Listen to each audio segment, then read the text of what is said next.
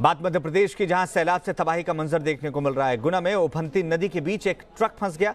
पुल पर नदी के उफान के बावजूद ट्रक ड्राइवर सैलाब पार कर दूसरे किनारे पर जाने की कोशिश कर रहा था कि तभी तेज धार में ट्रक फंस गया और फिर चंद सेकंड में ही ट्रक सैलाब में पलट गया और तेज धार में ये ट्रक बहने लगा था। हालांकि गनीमत ये रही कि इस हादसे में ट्रक ड्राइवर ने कूदकर अपनी जान बचा ली है, लेकिन तेज बहाव भारी भरकम ट्रक को अपने साथ काफी दूर तक बहा कर ले गया था। हैरानी की बात यह है कि ट्रक लोहे के पाइप से भरा हुआ था, फिर भी तेज बहाव में वो तिनके की तरफ बहने लगा।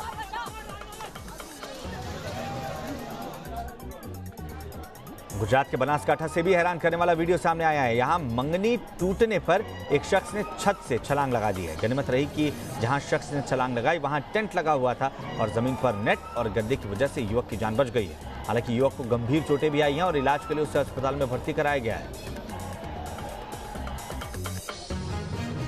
मध्य प्रदेश के इंदौर से मानवता को शर्मसार करने वाली तस्वीर सामने आई है। यहां सिटी ट्रांसपोर्ट के कुछ कर्मचारियों ने एक विक्षिप्त युवक की सड़क पर बुरी तरह से पिटाई कर दी। लात, भूसों और डंडों से बुरी तरह उसे पीटा गया है। ये तस्वीरें आप देख लीजिए, आप खुद समझ जाएंगे कि किस तरीके से पहले एक शख्स बुरी तरह उसे पीटता है, फिर उसके साथ कुछ और साथी आते हैं और सब मिलकर मानसिक रूप से बीमार इस युवक की खूब पिटाई करते हैं। पिटाई का ये वीडियो सोशल मीडिया पर काफी वायरल हो चुका है। हालांकि अभी तक सिटी ट्रांसपोर्ट के अधिकारियों का बयान सामने नहीं आया है, ना ही आरोपियों के खिलाफ कोई भी एक्शन अब तक लिया गया है।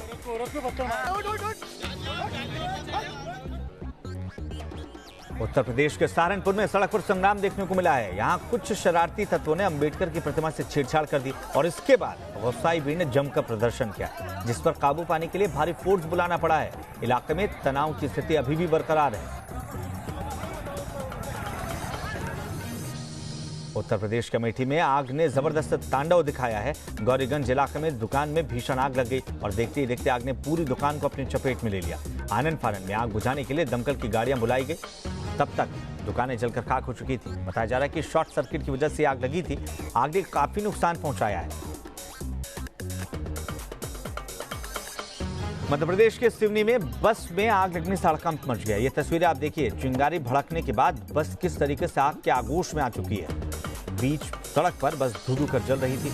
हैरानी की बात है कि बस में कई यात्री सवार थे और आनन फानन में सभी यात्रियों को बस से नीचे उतारा गया। दरअसल एक बाइक से इस बस की टक्कर हो गई थी और टक्कर के बाद बस ड्राइवर काफी दूर तक बाइक सवार को घसीटते हुए ले गया। इस दरमियान बस में आग लग गई। बाइक सवार मौके पर ही दम तोड़ चुका है। ऑस्ट्रेलिया के 2 राज्यों के जंगलों में भीषण आग लगी हुई है, जिसमें तबाही का मंजर देखने को मिल रहा है। जंगलों में 100 से ज्यादा जगहों पर आग लगी हुई है। तेज हवाओं के चलते आग और बढ़ती जा रही है। भीषण आग से सिडनी एयरपोर्ट के एक रनवे को 3 घंटे के लिए बंद करना पड़ा। क्वींसलैंड और न्यू साउथ वेल्स प्रांत के जंगलों में यह भीषण आग लगी हुई है, जिस पर काबू पाने की कोशिशें जारी है। फायर फाइटर्स की टीम विमानों के जरिए आग पर काबू पाने की कोशिश कर रही है।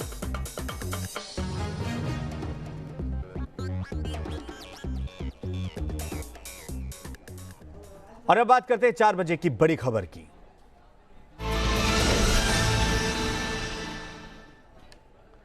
सबसे बड़ी खबर यह है कि पाकिस्तान के खोखले झूठ का बेनकाब होना अभी बाकी है, जिसकी वजह से पाकिस्तान दुनिया में एक बार फिर से बेनकाब होने के लिए तैयार है। वो झूठ आज पाकिस्तान UNHRC की बैठक में उठाने वाला है। कश्मीर का रोना पाकिस्तान ने रोया है, लेकिन उससे पहले उसका डोजर लीक हो चुका है। झूठ फैलाने के लिए अपने डोजर में पाकिस्तान ने राहुल गांधी के साथ साथ उमर अब्दुल्ला के बयान का जिक्र भी किया है। ये राहुल गांधी का वही बयान है जिस पर पहले काफी बवाल मच चुका था। राहुल गांधी भी सामने आए थे और उन्होंने कहा था कि पाकिस्तान को हिंदुस्तान के मामलों में बोलने का कोई अधिकार नहीं है। जो सवाल पूछना है सरकार से पूछने के लिए यहाँ की विपक्षी पार्टियां सक्षम है और पाकिस्तान अपने मुल्क की चिंता करे। वहीं दूसरी ओर उमर अब्दुल्ला अब इस मामले में क्या कुछ कहते हैं, उनके बयान का, उनकी प्रतिक्रिया का सभी को इंतजार है। वहीं जहां पाकिस्तान आज कश्मीर का मुद्दा उठाने वाला है, मानवाधिकार की खोखली बातें करने वाला है और हिंदुस्तान आज पाकिस्तान को आईना फिर से दिखाने वाला है, क्योंकि हिंदुस्तान की तरफ से बलूचिस्तान में लोगों की आवाज़ दबाने का मामला हो या POK में लोगों की लड़ाई दबाने की कोशिशें हों, इस मुद्दे को उछाला जा सकता है। तो पाक का नया पैतरा है। 115 पन्नों का ये डोजियर है जिसे झूठ का पुलिंदा कहा जा रहा है। कश्मीर पर पाकिस्तान की झूठ फैलाने की कोशिश है। झूठ फैलाने के लिए डोजियर में राहुल के बयान का जिक्र किया गया है। प्रोपेगेंडा फैलाने के लिए उमर अब्दुल्ला के बयान का भी जिक्र है।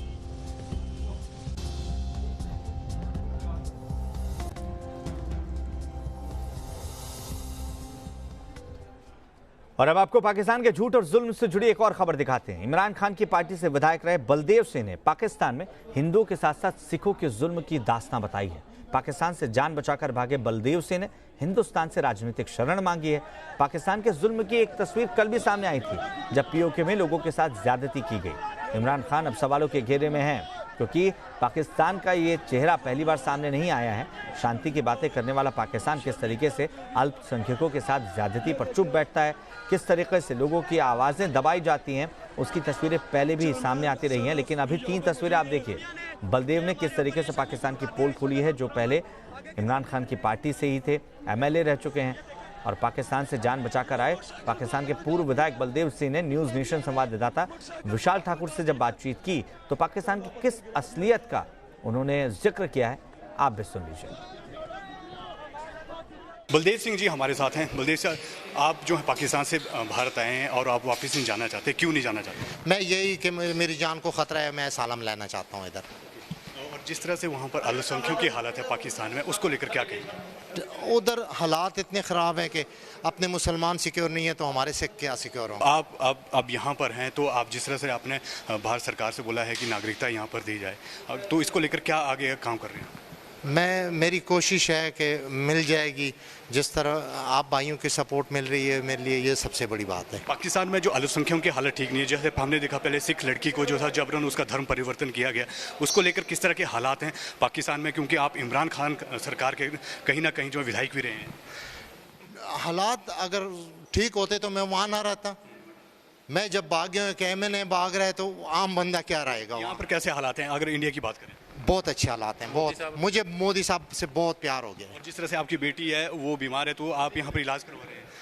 हाँ, हो जाएगा, परमात्मा करेगा। मेरे पंजे वाले का मैंने आशीर्वाद पकड़ा हुआ है, वो गुरु नानक साहब सब कुछ कर ले।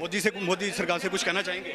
मोदी सरकार से यही रिक्वेस्ट है कि जो पाकिस्तानी आ रहे हैं उनको वीज़े में नरमी दी जाए। तो ये थे बलदेव, जिनका कहना है कि जिस तरह से हालात जो है पाकिस्तान में बहुत ख़राब हैं, जबकि इंडिया में उसके विपरीत जो है हालात यहाँ बहुत अच्छे हैं। वीडियो जर्नलिस्ट श्रवण के साथ विशाल ठाकुर, न्यूज़ नेशन पंजाब। चलिए अब खबर कुछ हटके, लेकिन ये खबर सीधे आपके किचन से जुड़ी है। खबर प्याज की, जो आने वाले दिनों में लोगों को रुला सकता है। नासिक में प्याज का उत्पादन कम होने से इसकी कीमतों में इजाफा हुआ है। मुंबई में एक हफ्ते में प्याज की कीमत 20 रुपए से 30 रुपए किलो तक पहुंच चुकी है। मुंबई में थोक बाजार में अभी प्याज की कीमत 28 से 30 रुपए प्रति किलो है। आपको 2 तस्वीरें दिखाते हैं। पहली तस्वीर नासिक के प्याज मंडी की होगी, जहां कम प्याज पहुंच रहा है, और दूसरी तस्वीर मुंबई से, जहां कीमतों में इसकी वजह से इजाफा भी देखने को मिल रहा है।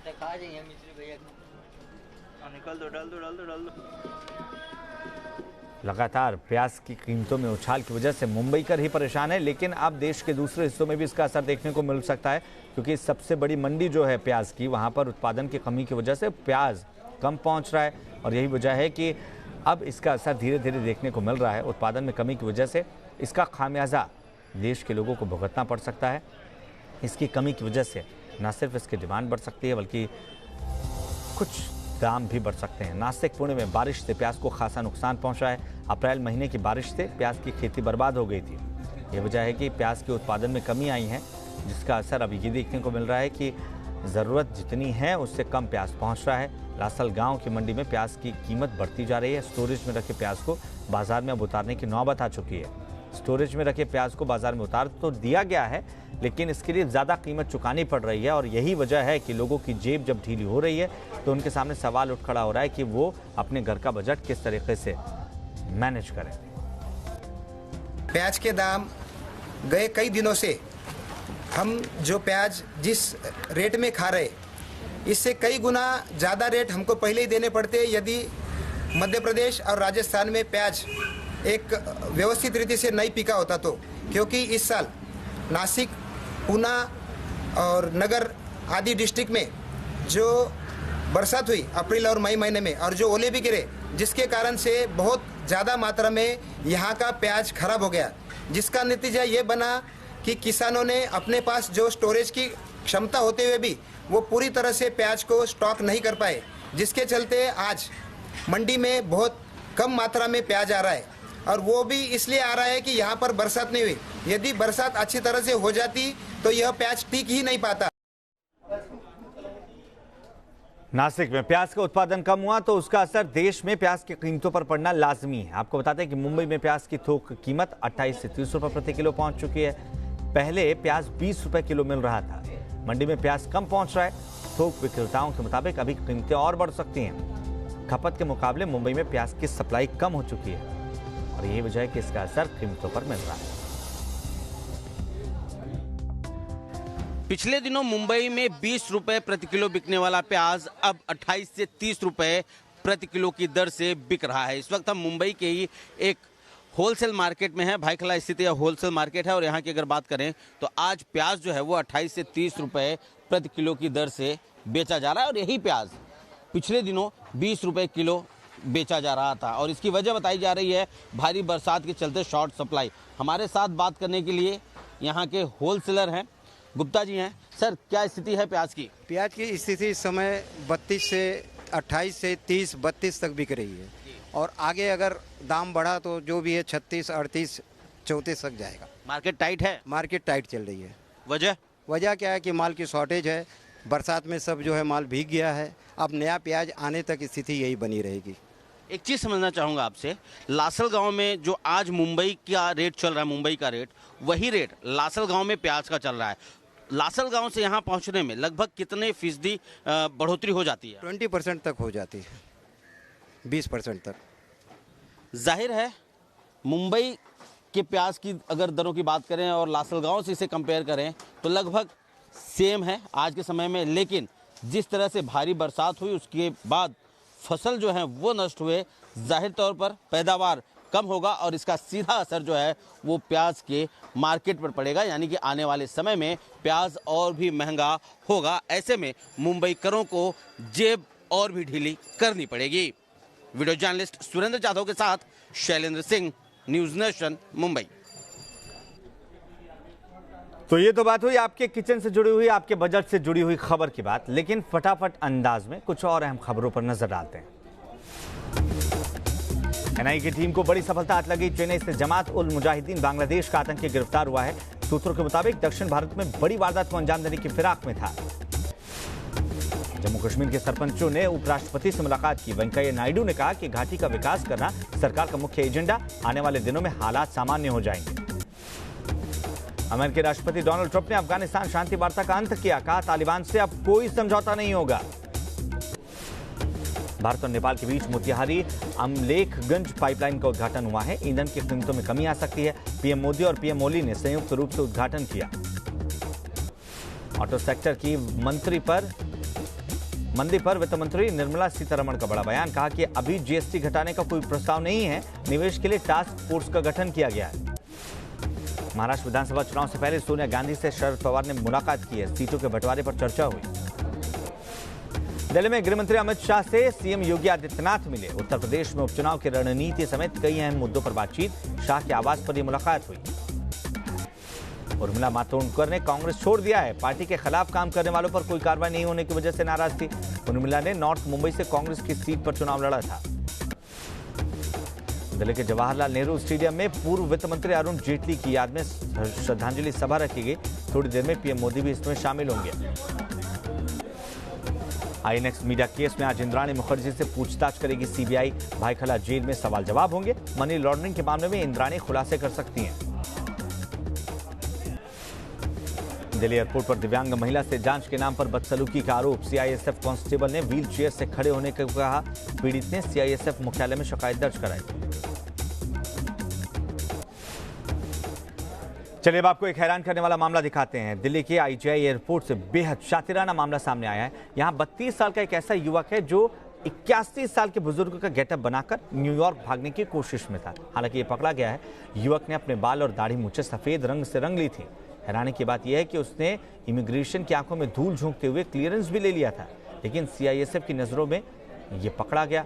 सीआईएसएफ ने बताया कि पकड़े गए आरोपी का नाम जयेश पटेल है, जो अहमदाबाद का रहने वाला है और 81 साल के बूढ़े के भेष में वो अमेरिका या किसी दूसरे देश में भागने की फिराक में था और इसका नाम अमरीक सिंह बताया जा रहा है, जो इसने पासपोर्ट में दर्ज करवाया था और न्यूयॉर्क जाने की मंशा इसकी बताई जा रही है। उसने खुद को बूढ़ा दिखाने के लिए 0 नंबर का चश्मा भी बाकायदा पहन रखा था।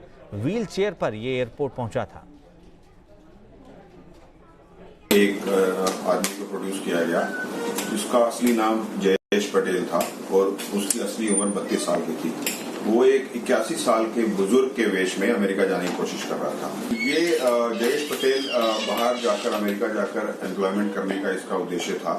इसको जब पता चला कि जो इसका प्रोफाइल है उस पर वीजा इसको शायद नहीं मिलेगा, तो इसने एक एजेंट को कांटेक्ट किया। एजेंट ने कहा कि इसका हुलिया चेंज करना पड़ेगा, इसका प्रोफाइल बदलना पड़ेगा। उस एजेंट जिसका नाम भरत था उसने अपने एसोसिएट सिद्धू को दिल्ली में कांटेक्ट किया। सिद्धू ने इसको दिल्ली बुलाया, एक होटल में इसको रखा। वहां पर एक मेकअप आर्टिस्ट को बुलाकर इसका हुलिया एक 32 साल के जवान से 81 साल के बुजुर्ग का किया।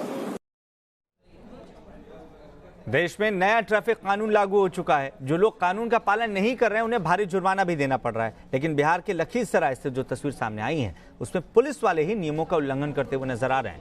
कलेक्ट्रेट ऑफिस में पुलिस वाले बिना हेलमेट बाइक चलाते दिखे। इतना ही नहीं, अफसरों की गाड़ियों पर बैठे लोग बिना सीट बेल्ट लगाए दिखे हैं।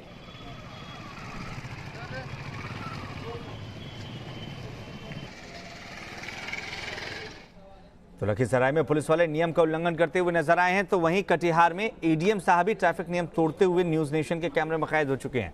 एडीएम साहब बाइक से दफ्तर जा रहे थे, लेकिन ना तो उन्होंने खुद हेलमेट लगाए रखा था, ना उनकी बाइक चला रहे पुलिस वाले ने। ऊपर से ट्रैफिक पुलिस ने जब उन्हें रोकने की कोशिश की तो वो पद की दौड़ दिखाकर वहां से चलते बने, वो भी बिना चालान भरे।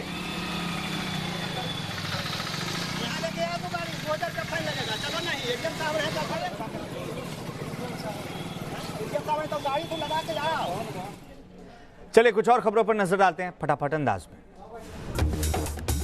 भारी बारिश से अहमदाबाद का हाल बेहाल होता जा रहा है। आज सुबह अहमदाबाद में जोरदार बारिश हुई, जिसकी वजह से निचले इलाकों में पानी भर चुका है। पानी भरने से लोगों की परेशानी लगातार बढ़ती जा रही है। तस्वीरों में आप भी देख सकते हैं कि कैसे सड़कों पर पानी भरा हुआ है। गाड़ियों के टायर पानी में डूबे हुए हैं। पानी इतना भर चुका है कि उसे निकालने के लिए पंप का इस्तेमाल करना पड़ा है। मध्य प्रदेश में बाढ़ और बारिश का विकराल रूप देखने को मिल रहा है। शाहजहांपुर जिले में बाढ़ से हालात खराब हो चुके हैं। यहाँ तेज धार के बीच जान जोखिम में डालकर लोग सफर करने के लिए मजबूर हैं। वहीं एक गर्भवती महिला को अस्पताल तक ले जाने के लिए लोगों ने घाट पर महिला को सैलाब पार कराया है। लोग नदी के उफान से खौफ में हैं और सैलाब के बीच गाड़ियों के बहने का डर भी सता रहा है। हालांकि फिर भी कुछ लोग ऐसे हैं जो तेज बहाव के बीच गाड़ियों से नदी पार करते हुए नजर आए। भारी बारिश से इंदौर शहर का हाल बेहाल है। कई जगहों पर पानी भरा हुआ है। इंदौर में बारिश ने पिछले साल का रिकॉर्ड तोड़ दिया है। सितंबर महीने में अब तक 40 मिलीमीटर बारिश सिर्फ इंदौर में दर्ज की गई है। वहीं भारी बारिश की वजह से यशवंत सागर डैम के गेट खोलने पड़े हैं। लगातार बारिश के चलते निचले इलाकों में अलर्ट जारी किया गया है और कई गांवों से लोगों को सुरक्षित बाहर निकाला गया है। मध्य प्रदेश के छतरपुर में भी सैलाब के बीच 9 जिंदगियां फंस गई थी। एक टापू पर कई बच्चों समेत 9 लोग फंसे हुए थे, जिन्हें प्रशासन की मदद से रेस्क्यू कर बाहर निकाला गया। अचानक आए सैलाब की वजह से बीच जगह पर ये लोग फंसे हुए थे। गनीमत रही कि वक्त रहते सभी लोग सुरक्षित बचा लिए गए।